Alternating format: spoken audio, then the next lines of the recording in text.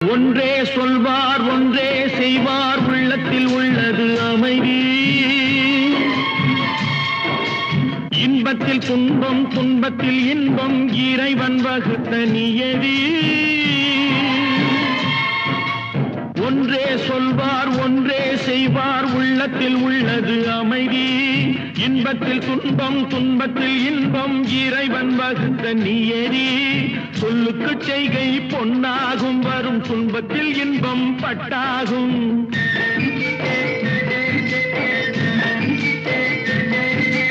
சொல்லுக்கு செய்கை பொன்னாகும் வரும் துன்பத்தில் இன்பம் பட்டாகும். இந்த இரண்டு கட்டளை அறிந்த மனதில் எல்லா நன்மையும் உண்டாகும், எல்லா நன்மையும் உண்டாகும்.